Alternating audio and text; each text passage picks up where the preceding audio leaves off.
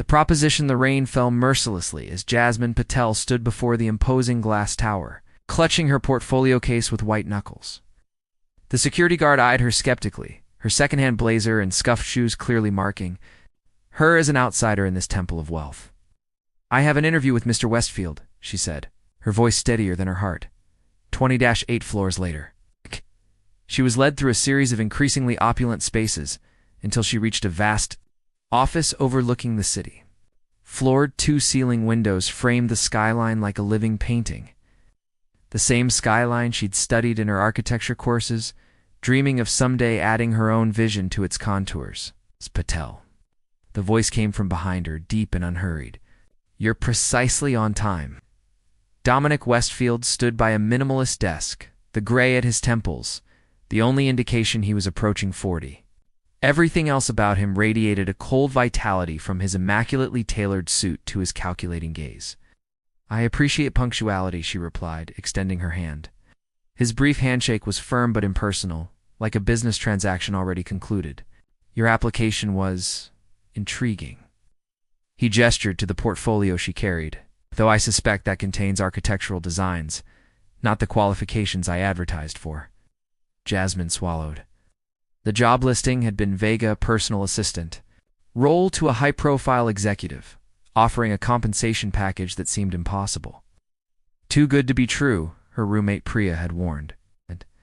But desperation had a way of making impossible things seem worth pursuing. "I'm qualified for what you're actually looking for," she said. "But I wanted you to see this too. Who I am beyond your requirements." A flicker of surprise crossed his face before disappearing behind practiced indifference. Bold approach. He took the portfolio, setting it aside without opening it. "Let's discuss what this position actually entails." The next 15 minutes demolished any illusion Jasmine had maintained. This wasn't a job. It was a contract. It's a companionship, exclusive availability, attendance at social functions, and absolute discretion. For 1 year, in exchange for $800,000. "This isn't what I expected," she said finally. "Few things ever are, Ms. Patel." Dominic's expression remained unreadable. "The terms are straightforward. You present yourself as my partner in public settings. You live in the accommodations I provide. Your time is exclusively mine. In return, your financial problems disappear." Fingers curled against her palm. "How do you know I have financial problems?" A thin smile. "Everyone who responds to my offer has them. The question is whether yours are desperate enough to accept." The words stung with truth. Her father's medical bills had drained their savings before claiming his life 3 months ago. The scholarship that had been her salvation was now threatened by her plummeting grades, and her 16-year-old brother Rohan's future hung in the balance. "Why me?" she asked quietly. Dominic leaned back. "You were selected from dozens of candidates. You have no romantic entanglements. You carry yourself with natural grace. Your background check revealed integrity. And you're intelligent enough not to misinterpret what this arrangement isn't, and what isn't it, Mr. Westfield. It isn't love."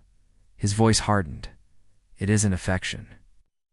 It's a mutually beneficial transaction, nothing more." Jasmine looked out at the rain-slicked city below.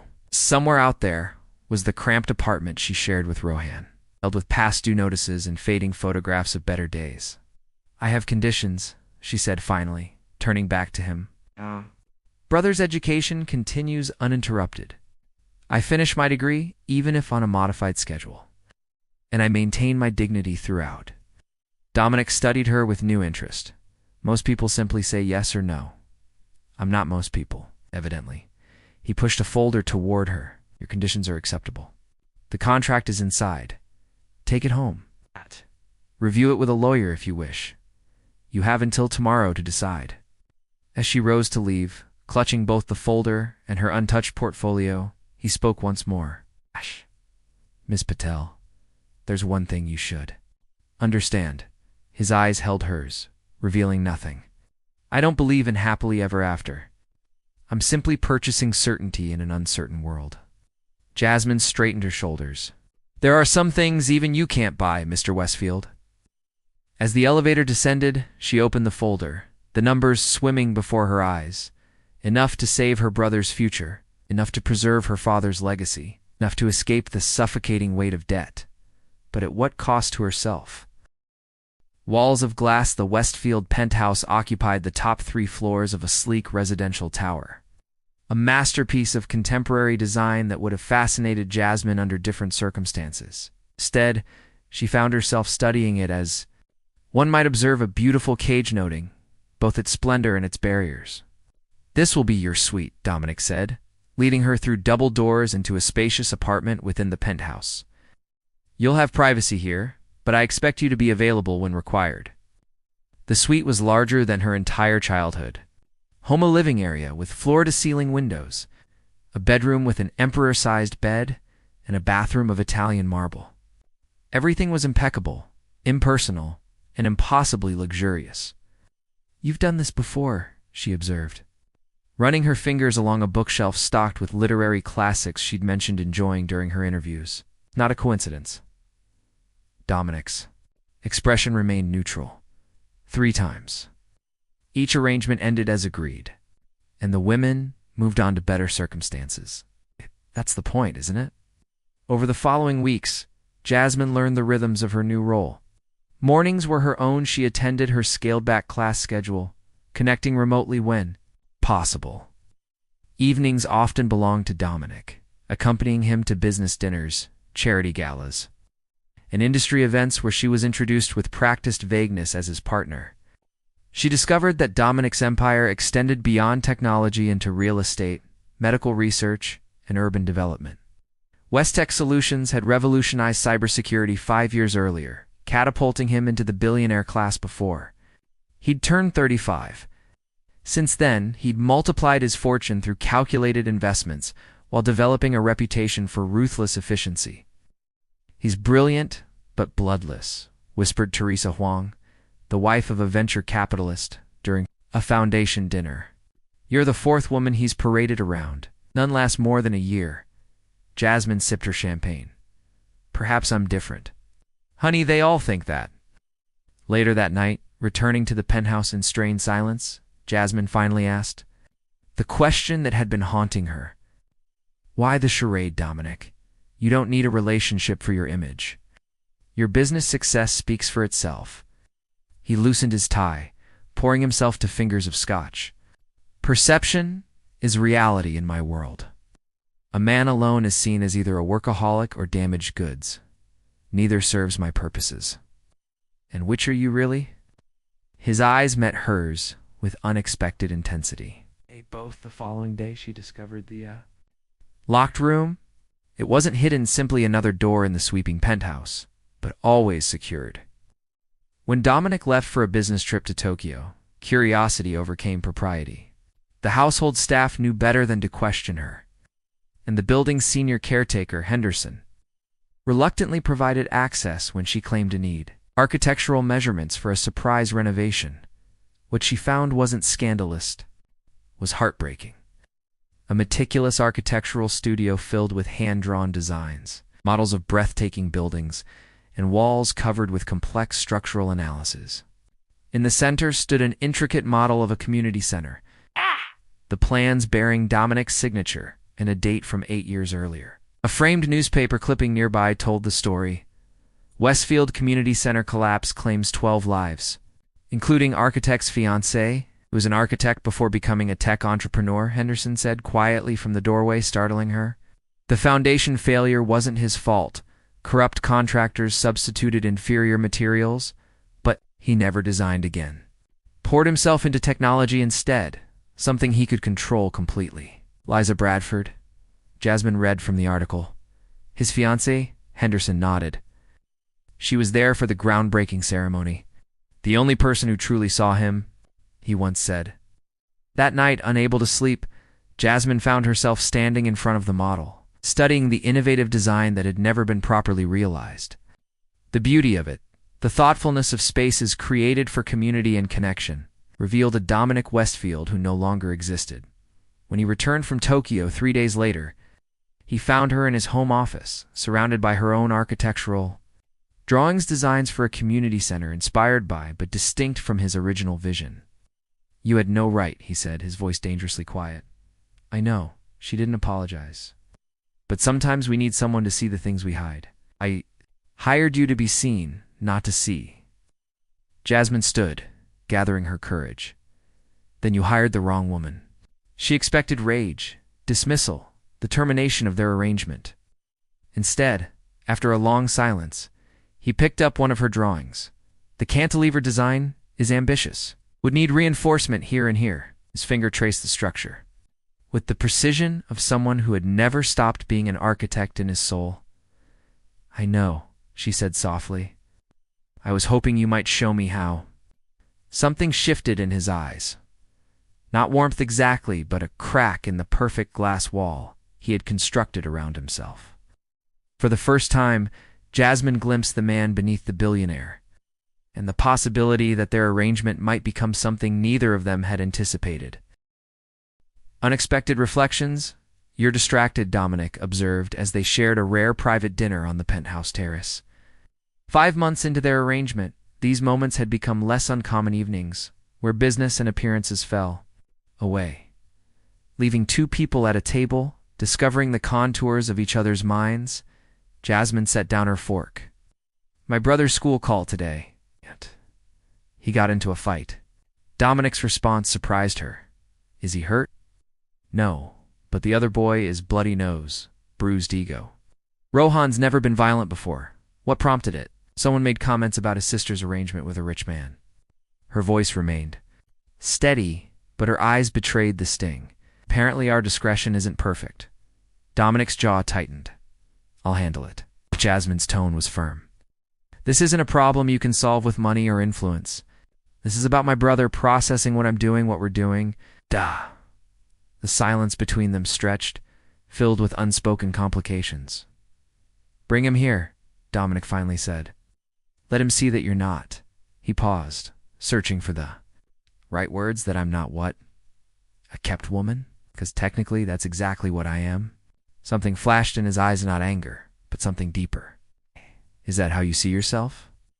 The question hung between them, forcing Jasmine to confront the evolution of their arrangement. What had begun as a cold transaction had gradually transformed. They worked together on architectural projects, theoretical exercises that had reawakened his passion for design. She had reorganized his charitable foundation with a focus on sustainable housing. They debated philosophy, architecture, and music with equal fervor. He had even begun joining her some mornings at the university, sitting anonymously in the back of lecture halls, rediscovering the joy of learning without purpose. I don't know what I am anymore, she admitted, but I'd like Rohan to meet you. The real you, not the billionaire, not my employer, just Dominic. 2 days later, Rohan arrived at the penthouse, defensive and wary. At 17, he carried himself with the forced confidence of someone determined to be the man of the family. His resemblance to Jasmine was striking. The same determined eyes, the same stubborn lift of the chin. To Jasmine's surprise, Dominic suggested they all cook dinner together rather than having the chef prepare something. In his kitchen, a space he rarely entered, Dominic proved surprisingly capable. Guiding Rohan through the preparation of a biryani recipe he claimed to have learned during business in Hyderabad. Did my sister tell you our father owned a restaurant? Before he got sick? Rohan asked, his guard lowering slightly as they worked. No. Dominic glanced at Jasmine. She hasn't shared much about him. He was the best chef in our neighborhood, Rohan continued. He taught us both to cook, but Jas was always better at it. She gave it up to study architecture after he got sick. Later, as they ate on the terrace under the stars, Jasmine watched the cautious rapport building between the two most important men in her life. When Dominic excused himself to take an urgent call, Rohan turned to her with unexpected maturity in his eyes. He's not what I expected. What did you expect? Someone who'd treat you like property? Rohan looked out at the city lights. But he looks at you like you're a puzzle he can't solve. He actually listens when you talk. That night after, Rohan had gone to sleep in the guest room. Jasmine found Dominic in his architectural studio, working on modifications to her community center design. Thank you, she said simply. For today, continued sketching, not looking up. Your brother is a good kid, smart, protective. He approved of you, more or less. Dominic's hand stilled. I wasn't seeking approval, weren't you? Their eyes met, and the current that had been building between them, unacknowledged, unexpected, surged. He set down his pencil. What's happening here, Jasmine? His voice was rough with unfamiliar vulnerability. Something that wasn't in the contract, she answered softly, when he kissed her. It contained none of the practice calculations she might have expected. Instead, it held the tentative wonder of someone rediscovering a forgotten language, the language of genuine connection. Later, lying beside him, Jasmine traced the contours of his face in the darkness. This doesn't change who we are to each other, doesn't it? He asked. The contract still exists. In 7 months, it ends. His arms tightened around her. Contracts can be renegotiated. Some things shouldn't be negotiated, Dominic. They should simply be given freely. The words hung between them, a truth neither was ready to fully confront. But as they drifted to sleep, entwined in each other's arms, the walls Dominic had built began to show unmistakable cracks, and Jasmine's certainty about their inevitable ending wavered for the first time. The Price of Freedom, the annual Westtech Innovations Gala, transformed the city's contemporary art museum into a showcase of wealth and influence. As Dominic's companion, Jasmine had grown accustomed to such events, but tonight felt different. Perhaps it was the knowledge that their contract would expire in just 8 weeks. Perhaps it was the growing tension between what their relationship had become and what it had begun as. You're stunning, Dominic said as she emerged from her, sweet in a midnight blue gown that flowed like water. Thank you. She accepted his compliment with the grace she'd perfected over their 10 months together. Even as her heart constricted with the complexity of their situation, the museum buzzed with technology elites, financial power brokers, and the carefully selected cultural figures who lent such gatherings the veneer of meaning. Jasmine moved through the crowd with practiced ease, engaging in conversations about urban development and sustainable architecture with genuine passion. Her year with Dominic had transformed her from a struggling student into a poised professional, with connections throughout the industry. Ms. Patel. The voice came from behind her as she examined a modernist sculpture. I've been hoping to meet you. Jasmine turned to find herself face to face with Vivian Reed, the celebrated founder of Groundwork Architecture, a firm pioneering affordable, sustainable housing solutions globally. Ms. Reed, your Canal District revitalization project inspired my thesis. Call me Vivian, please. The older woman smiled warmly, and I know. Dominic showed me your portfolio last month. Your integration of community spaces with residential units is innovative. Confusion flickered across Jasmine's face. Dominic showed you my work. He's quite the advocate. Mentioned you might be available for a position soon. Vivian handed her a business card. We're expanding our Singapore office. Leading architect, full creative control. The position is yours if you want it. Across the room, Dominic was engaged in conversation with investors, unaware of the exchange. Jasmine's mind reeled. He'd been planning her exit strategy, a prestigious position halfway around the world. Think about it, Vivian said, squeezing her arm. Talent like yours deserves the right platform. Later that night, as their driver navigated the rain-slicked streets toward home, Jasmine finally broke the silence. When were you going to tell me about Groundwork?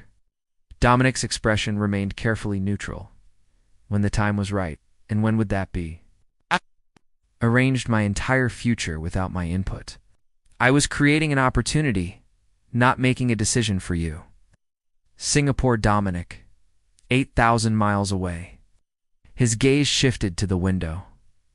It's an exceptional opportunity. Vivian Reed mentors only the most promising architects.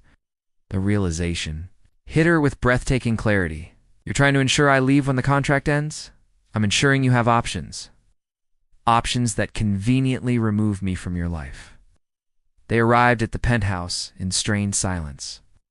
In the elevator, watching the floor numbers climb, Jasmine felt the weight of unspoken truths between them. The past 10 months had transformed them both. What had begun as a transaction had evolved into something neither had anticipated, something real, complex, and frighteningly vulnerable. In the penthouse, Dominic poured himself a drink, his back. To her, the contract was always meant to be temporary. Is that all this is to you? A contract?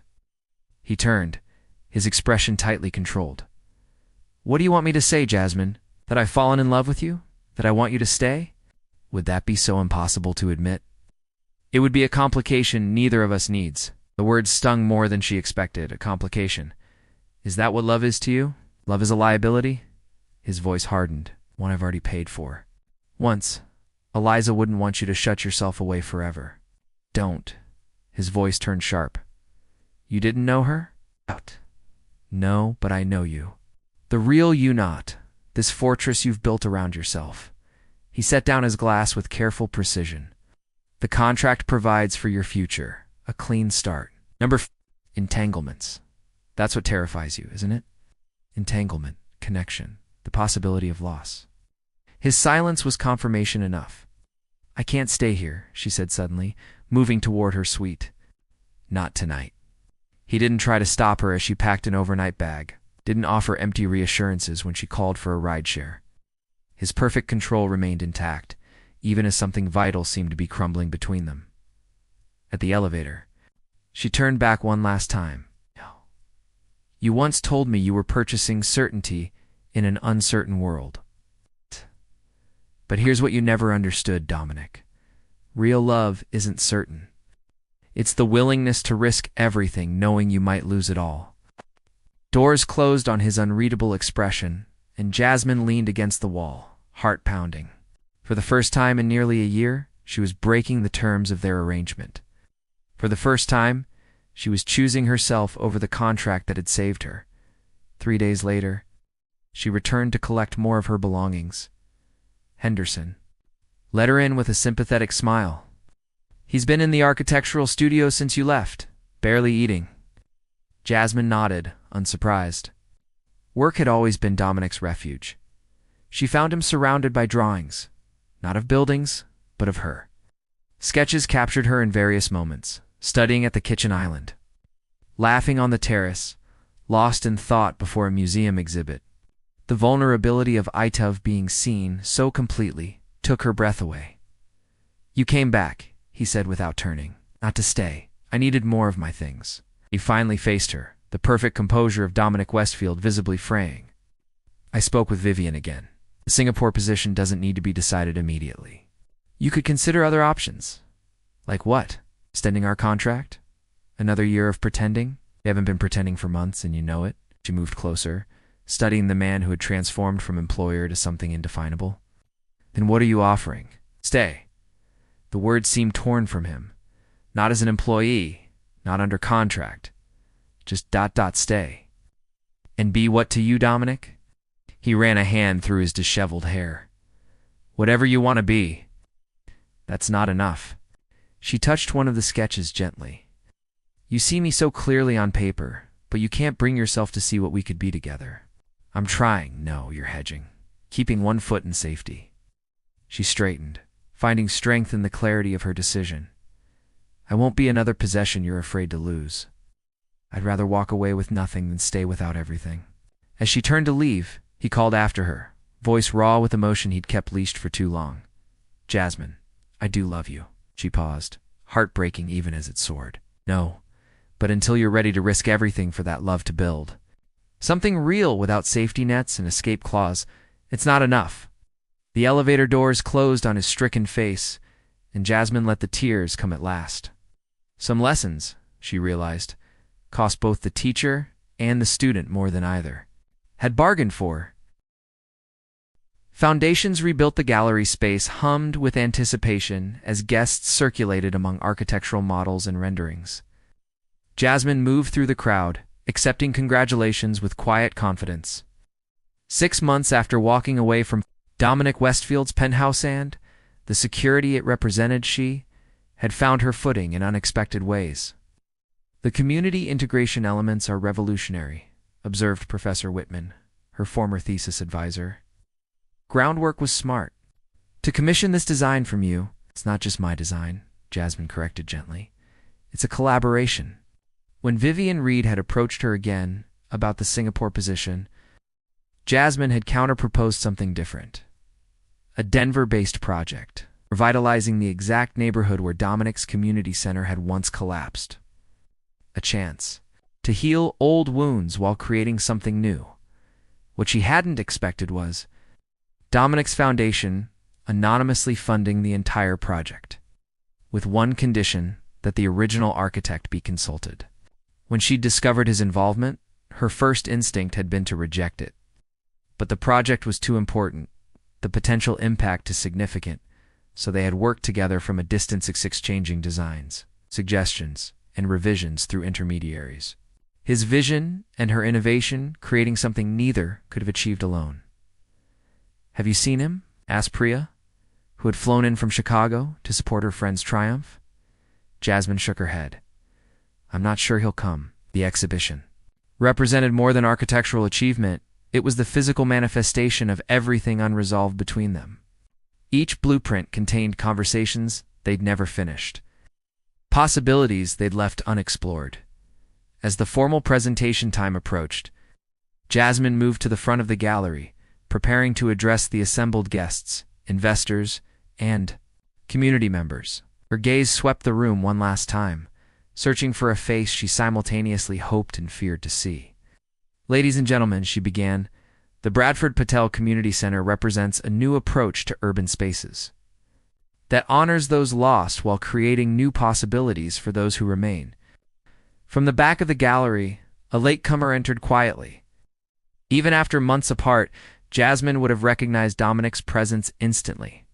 He looked different, his usual immaculate appearance slightly relaxed, his expression open in a way she'd rarely seen in public. She continued her presentation, explaining how the center would serve as both memorial and living community space, how its design incorporated elements of Dominic's original vision while advancing new ideas about sustainability and accessibility.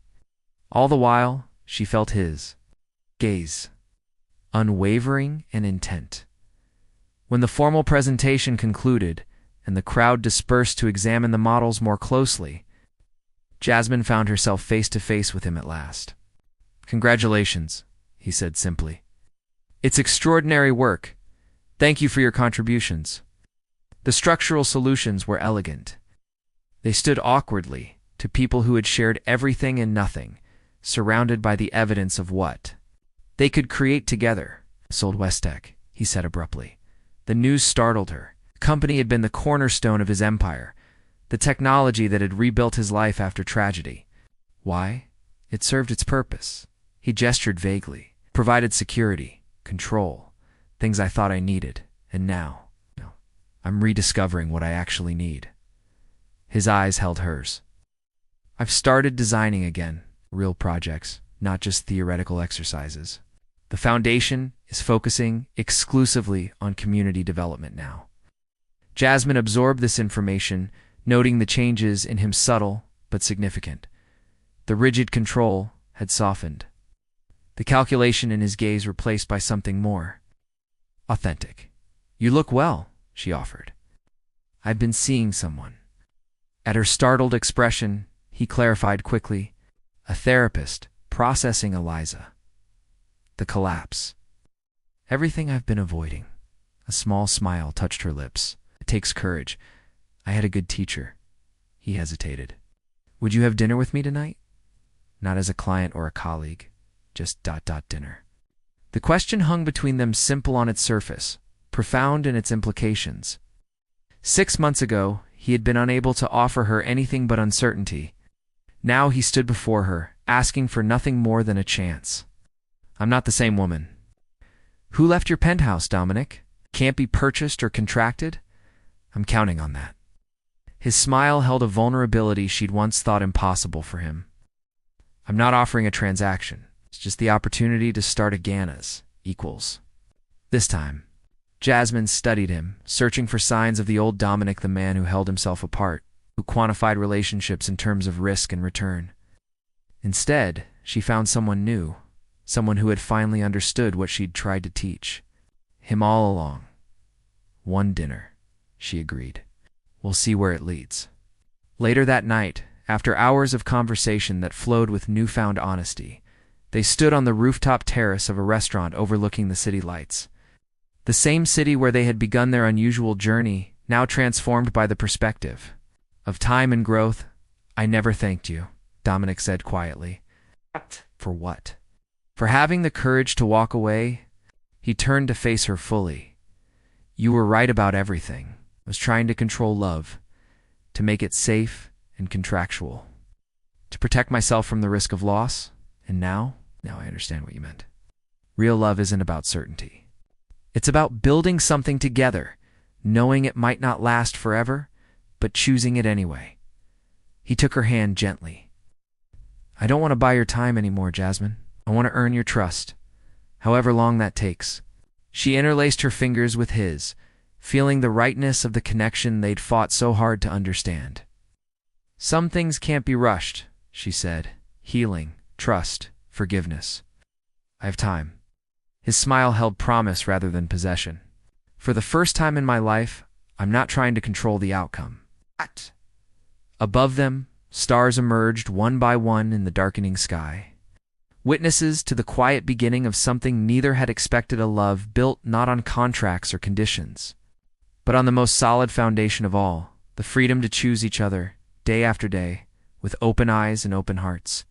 In the end, what Dominic Westfield had needed wasn't a woman he could buy, but one brave enough to show him the one thing his wealth couldn't purchase: the courage to love without guarantees.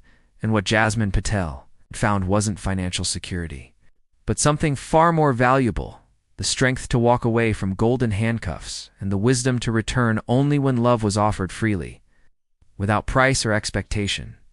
Together they had discovered that some contracts are written not on paper, but on the heart, and those are the ones most worth keeping.